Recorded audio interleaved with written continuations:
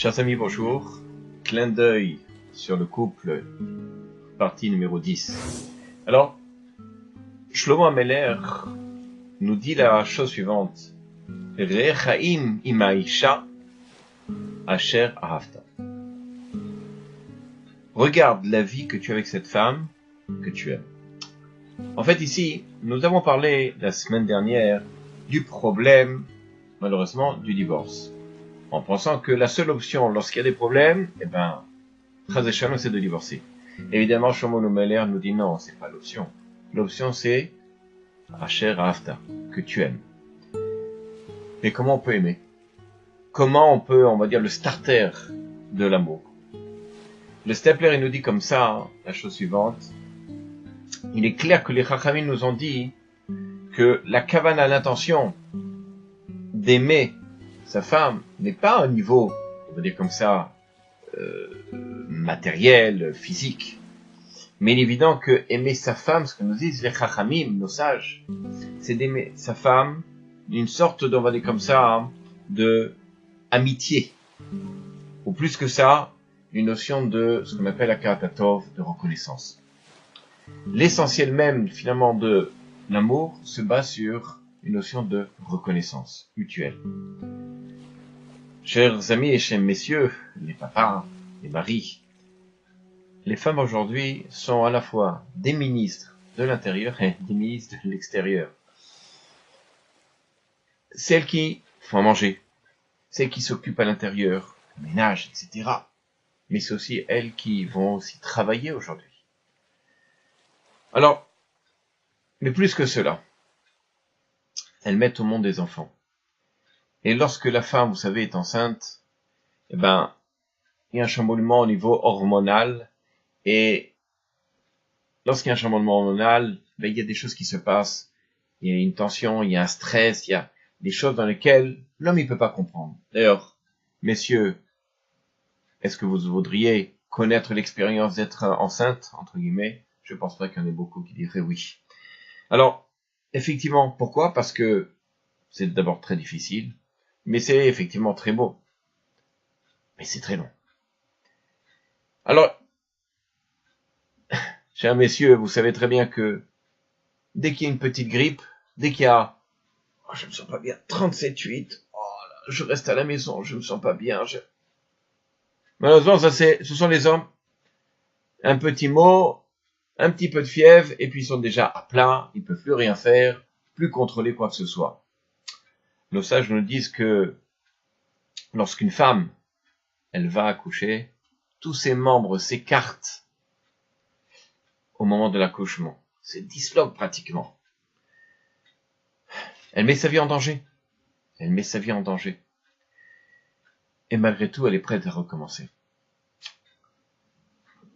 Alors, vous savez, certains maris diraient, tu sais, si jamais c'est une fille que tu accouches, tu débrouilles, tu viens en autobus. C'est pas très sympa, mais qui c'est qui fixe le sexe de l'enfant? La maman? Non. C'est le papa. D'ailleurs, à part cela, il y a 3 associés dans un couple. Dans la création, on est comme ça, d'un enfant. Il y a bien entendu Akadosh Baruch Hu, Dieu, il y a l'homme et la femme. Alors, messieurs, quand vous voulez vous plaindre vis-à-vis de votre femme parce que c'est pas un garçon, c'est pas une fille, n'allez pas vous plaindre chez votre femme. Allez vous plaindre plutôt à Kadosh Baruch Hu, parce que lui aussi il est associé. L'essentiel de toutes les façons dans tout cela, c'est que Baruch Hashem, l'enfant puisse naître en bonne santé. Et de façon générale, un garçon, c'est beaucoup plus compliqué dans l'éducation qu'une fille. Là, je peux vous le dire. Alors, regardez, lorsqu'une femme arrive au 9e mois, elle ressent des douleurs. Et ces douleurs, effectivement, le Shulchan Aruch, la halakha nous stipule que si ça se passe pendant Shabbat, on aurait le droit de profaner le Shabbat parce qu'il y a un problème de ce qu'on appelle pikor nefesh, de danger vis-à-vis de la mère et de l'enfant. Et on a le droit de prendre la voiture et d'amener vite fait, ou en tout cas de demander à un non-juif d'aller vite fait à l'hôpital pour qu'elle puisse accoucher.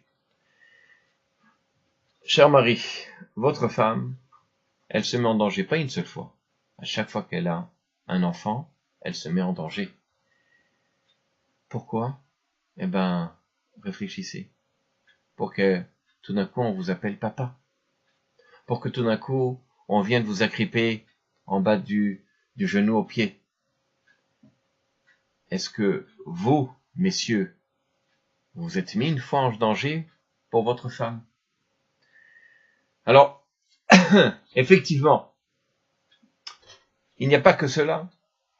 Les femmes, elles allaitent. Elles envoient des enfants au GAN, à l'école, jusqu'à ce qu'ils puissent être autonomes. Nos femmes ont ce don extraordinaire, ce don de soi. Non seulement elles s'impliquent à l'intérieur, mais aussi elles vont travailler comme nous avons dit ça tout à l'heure.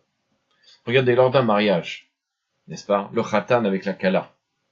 Elles sont sur la bima, et puis le khatan, qu'est-ce qui se passe? Il donne l'actuva, l'acte de mariage, mais qu'est-ce qui est écrit dans l'acte de mariage? Eh bien, tout ce qu'il doit vis-à-vis de la femme. Il devra lui donner à manger, il devra lui donner l'habillement, il devra lui donner la maison, etc., etc. Et la femme, qu'est-ce qu'elle fait? Elle reçoit la bague, elle s'en va. Elle a dit un mot. Elle a dit qu'elle doit quelque chose. Elle a rien dit.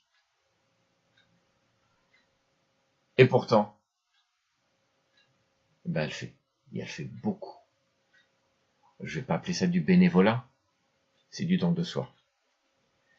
Alors, au lieu de ce qu'on aimerait entendre tous les matins des maris, comme c'est extraordinaire tout ce que tu arrives à faire, comme c'est magnifique, et je te donne la bracha que tu puisses avoir la santé pour continuer. Ben souvent on entend l'inverse. Mais ces seules chemises, elles sont mal repassées. Dis-moi, où sont les chaussures d'habitude? Qu'est-ce que c'est? Pourquoi ils sont rangés dans ce placard? Et quoi d'autre? Lorsqu'on voit la maman bailler. Ah, mais t'es toujours fatigué. Et pourtant, le Stepler, il nous dit comme ça la chose suivante.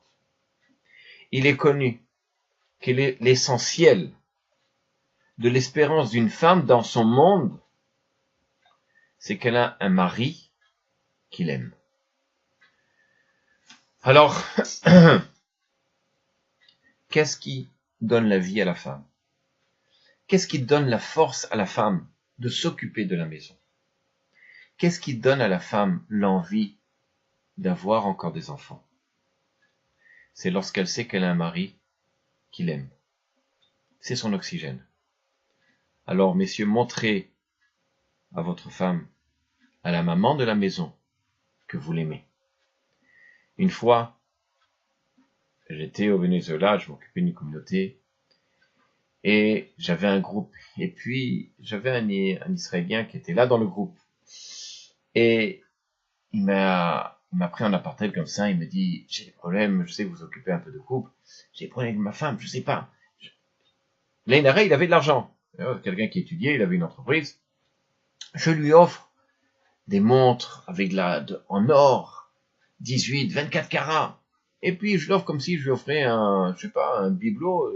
Merci, c'est gentil, etc. Mais n'importe quelle femme, elle serait aux anges. Je lui dis, écoute, je vous entends. Regardez, on est bientôt Shabbat. Vous allez lui offrir un bouquet de fleurs. Pour Shabbat. Et vous allez mettre un mot dessus. Vous allez mettre, merci à tous, je t'aime. Il me regardait, vous savez combien ça coûte un bouquet de fleurs? Rien qu'avec 100 €, je peux acheter tout le magasin. Alors, qu'est-ce que je vais acheter? Je dis, achetez-le et vous me direz après s'il y a eu un effet autre que celui d'acheter un bijou. Bon, il a quand même essayé. Dimanche, il arrive tout excité, il me dit, c'est quoi cette sécoula? C'est quoi ce truc-là que vous m'avez dit? Je dis, quelle chose? Il me dit, mais l'histoire des fleurs, là, il y a quelque chose. Vous l'avez vu quand dans les sages nous ont dit quelque chose. Je dis, non. Qu'est-ce qui s'est passé? Mais elle était aux anges. Elle m'a remercié, elle m'a sourire, mais je comprends pas, et les cadeaux que je lui donne? Je dis, regardez, le problème, c'est que ce que vous lui donnez, je pense, c'est vous lui donnez votre poche, l'argent que vous avez. Mais là, vous lui avez donné votre cœur.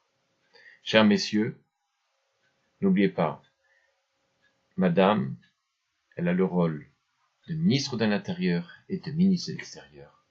Et pour ça, il faut l'encourager à continuer à être ce qu'elle est. À bientôt.